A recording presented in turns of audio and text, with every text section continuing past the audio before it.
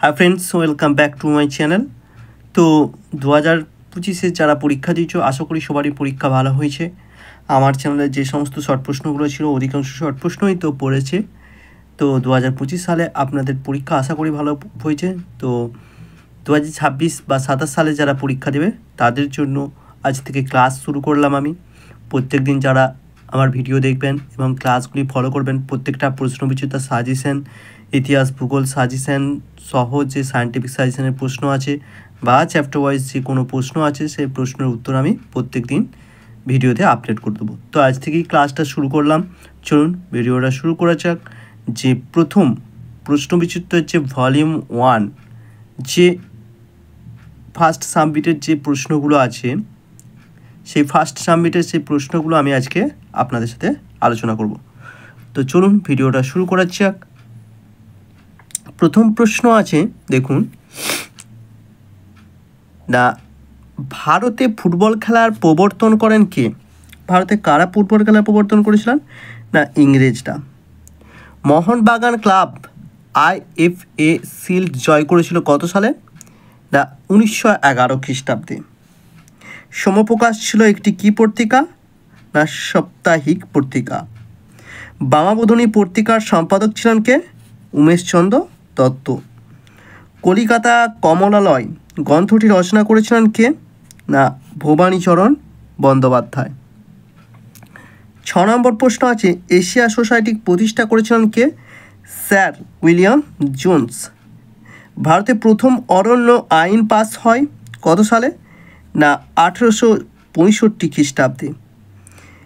8 নম্বর, সুই মুন্ডার নেতৃত্ব দিয়েছিলেন কিসে? সুই মুন্ডার নেতৃত্ব দিয়েছিলেন কোন বিদ্রোহে? কোল বিদ্রোহে। তারপরে 9 নম্বর, সন্ন্যাসী ফকরি বিদ্রোহ অন্যতম নেত্রী কে ছিলেন? দেবী চৌধুরী রানী।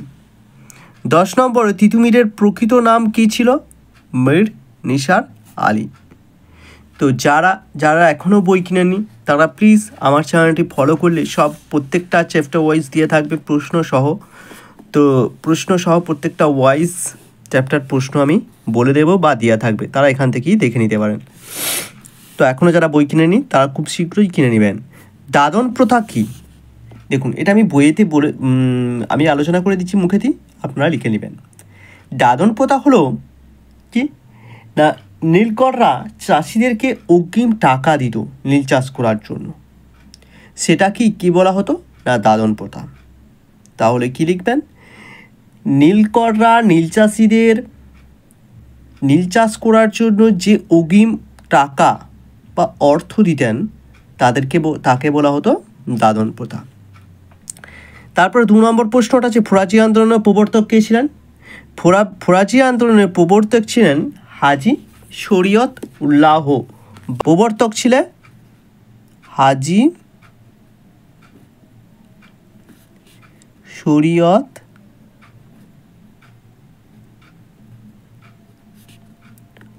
উল্লাহ।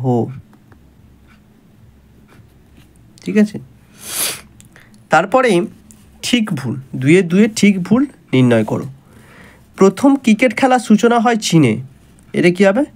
কাটা।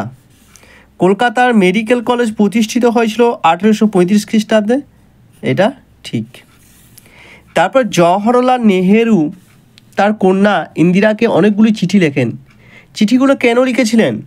কারণ চিঠিগুলো লিখেছিলেন এই কারণে যে এই চিঠিগুলির মধ্যে দিয়ে জওহরলাল ইন্দিরাকে দেশের মানুষের দৈনিক জীবনযাত্রা বিষয় ওয়াকিবহাল করতে চেয়েছিলেন, তিনের ব্যাখ্যাটা। তারপরে 2-এর ব্যাখ্যা, দেখুন বিবৃতিটা, রাজা রামমোহন রায় আধুনিক ভারতের জনক ছিলেন। কেন জনক ছিলেন?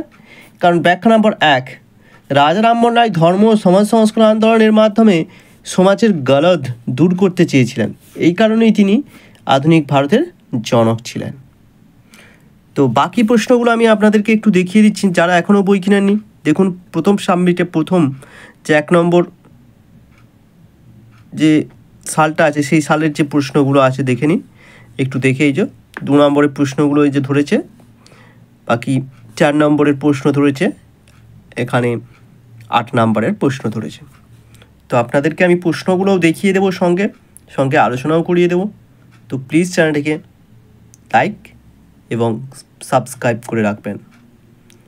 প্রথমে ভিডিও দিলে আপনারা যাতে খুব সহজেই দেখতে পারেন সেই জন্য প্লিজ চ্যানেলটিকে সাবস্ক্রাইব করে রাখবেন। তো ভিডিওটি দেখার জন্য অসংখ্য ধন্যবাদ।